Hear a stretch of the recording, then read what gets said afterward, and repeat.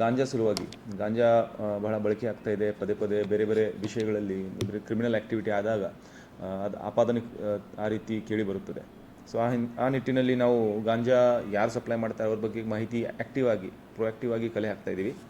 ಇದೇ ವಿಚಾರದಲ್ಲಿ ನಾವು ಕಲೆ ಹಾಕಿದ ಮಾಹಿತಿ ಪ್ರಕಾರ ಒಂದು ರೇಡ್ ಮಾಡಿ 4 ಜನರನ್ನು 29ರಂದು ಒಂದು ದಸ್ತಗಿರಿ ಮಾಡಲಾಗಿದೆ, ಕಸ್ಟಡಿಯಲ್ಲಿ ತಗೊಳ್ಳಲಾಗಿದೆ. ಅವರಿಂದ 7.5 kg 7.5 kg ಅಷ್ಟು ಗಾಂಜಾ ರಿಕವರ್ ಆಗಿದೆ.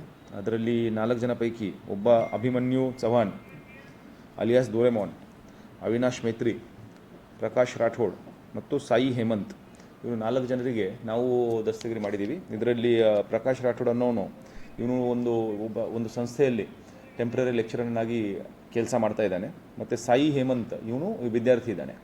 ಸೊ ಈಗಾಗಲೇ ಕಲೆ ಹಾಕಿದ ಮಾಹಿತಿ ಪ್ರಕಾರ ಈ ಕೇಸ್ NDPS ಆ್ಯಕ್ಟ್ ಅಡಿಯಲ್ಲಿ column 20B 2B NDPS act ಅಡಿಯಲ್ಲಿ ಒಂದು ಪ್ರಕರಣ FIR ಸಹ ನಾವು ದಾಖಲು ಮಾಡಿದ್ದೀವಿ.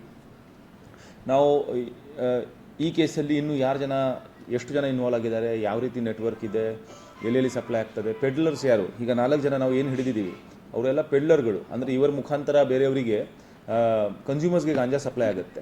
ಆ ಪೆಡ್ಲರ್ ನೆಟ್ವರ್ಕ್ ಬಗ್ಗೆ ನಾವು ಇನ್ನೂ ಹೆಚ್ಚಿನ ಮಾಹಿತಿ ಕಲೆಕ್ಟ್ ಮಾಡ್ತಾ ಇದ್ದೀವಿ. ಮತ್ತು ತನಿಖೆ ಈ ಕೇಸಲ್ಲಿ ಸಹ ನಡೆಸಲಾಗ್ತದೆ. ಇನ್ನೂ ಹೆಚ್ಚಿನ ನಾವು ಅರೆಸ್ಟ್ ಮುಂದಿನ ದಿನಗಳೇ ಮಾಡ್ತೀವಿ. ಇದರಲ್ಲಿ ಗಾಂಜಾ ಸಪ್ಲೈ ಯಾವ ರೀತಿ ಆಗುತ್ತೆ ಅಂದರೆ, ಇವರು ಬೇರೆ ಕಡೆ ಹೋಗಿ ತರ್ತಾರೆ. ಈ ಪ್ರಾಥಮಿಕ ಮಾಹಿತಿ ಪ್ರಕಾರ, ಇಲ್ಲಿವರೆಗೂ ಮಾಡಿದ ಇನ್ವೆಸ್ಟಿಗೇಷನ್ ಪ್ರಕಾರ ಇಲ್ಲಿಂದ ಮಧ್ಯಪ್ರದೇಶದಿಂದ ಯಾರಿಂದ ತೊಗೊಂಡು ಬಂದಿರ್ತಾರೆ. ಸೊ ಬಂದ ನಂತರ ಇವರು ಅಭಿಮನ್ಯು ಅಲಿಯಾಸ್ ದೋರೆಮಾನ್ ಇವನು ತರ್ತಾನೆ, ಇವನು ಪ್ರಕಾಶ್ ರಾಠೋಡ್ ಇವನಿಗೆ ಕೊಡ್ತಾನೆ, ಇವನು ಮತ್ತೆ ಮುಂದೆ ಅದನ್ನು ಡಿಸ್ಟ್ರಿಬ್ಯೂಟ್ ಮಾಡ್ತಾನೆ.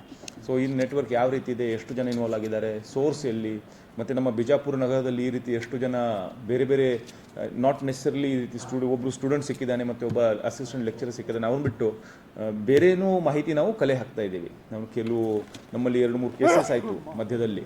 ಅದರಲ್ಲಿ ಒಂದು ಕೊಲೆ ಪ್ರಕರಣ ನಡೆದಿತ್ತು, ಅದರಲ್ಲಿ ಸಹ ಕೆಲವು ಮಾಹಿತಿ ಇತ್ತು, ಅದನ್ನು ಸಹ ನಾವು ಫಾಲೋ ಅಪ್ ಮಾಡ್ತಾ ಇದ್ದೀವಿ.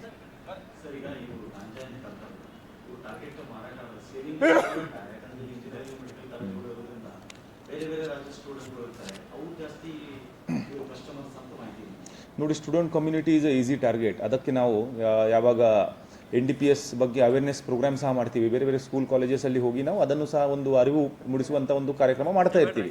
So students are the easy target. ಬೇರೆ ಬೇರೆ ಕಾಲೇಜ್ ಹೋಗುವಂಥ ಹುಡುಗರು, not necessary medical engineering college ಅಂತ ಇಲ್ಲ, ಎಲ್ಲ ಕಾಲೇಜುಗಳಲ್ಲಿ ಆ ರೀತಿ ಆಗುವಂಥ ಸಾಧ್ಯತೆ ಇರುತ್ತದೆ.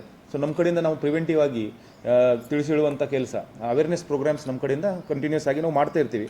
ಅದರ ಜೊತೆಗೇನೆ ಈ ರೀತಿ ಎನ್ಫೋರ್ಸ್ಮೆಂಟ್ ಇನ್ನೂ ಹೆಚ್ಚಾಗಿ ಮಾಡಿದರೆ ಮಾಡ್ತಾ ಇದ್ದೀವಿ, ಇನ್ನೂ ಮಾಡ್ತೀವಿ. ಅದು ಒಂದು ಸಂದೇಶ, ಒಂದು ಕಟ್ಟುನಿಟ್ಟಿನ ಒಂದು ಸ್ಟ್ರಿಕ್ಟ್ ಸಂದೇಶ ಪೊಲೀಸ್ ಇಲಾಖೆ ವತಿಯಿಂದ. ಈ ರೀತಿ ಯಾರು ನಮ್ಮಲ್ಲಿ ಪೆಡ್ಲಿಂಗ್ ಮಾಡೋಕ್ಕೆ ಹೊರಟಿದ್ದಾರೆ ಅವರಿಗೆ ನಾವು ಬಿಡೋದಿಲ್ಲ, ಎಲ್ಲರ ಮೇಲೆ ಕೇಸ್ ಆಗುತ್ತೆ, ಎಲ್ಲ ಜೈಲ್ ಪಾಲಾಗ್ತಾರೆ ಅಂತ ಒಂದು ಸ್ಟ್ರಿಕ್ಟ್ ಮೆಸೇಜ್ ಈ ಮೂಲಕ ನಾವು ಕೊಡಲಿಕ್ಕೆ ಬಯಸ್ತೀನಿ. ಮತ್ತು ಸಾರ್ವಜನಿಕರಲ್ಲಿ ವಿನಂತಿ ಏನಂದರೆ, ಇಂಥ ಯಾವುದೊಂದು ನಿಮ್ಮಲ್ಲಿ ಮಾಹಿತಿ ಇದ್ದಲ್ಲಿ ಇಂಥವರು ಮಾಡ್ತಾ ಇದ್ದಾರೆ, ದಯವಿಟ್ಟು ನಮಗೆ ತಿಳಿಸಿ, ನಮಗೆ ವಾಟ್ಸಪ್ ಮಾಡಿದರೂ ನಡೆಯುತ್ತೆ. ಅದನ್ನು ನಾವು ಖಂಡಿತ ಫಾಲೋ ಅಪ್ ಮಾಡಿ ಅಂಥವ್ರ ಮೇಲೆ ಕ್ರಮ ತಗೊಳ್ತೀವಿ.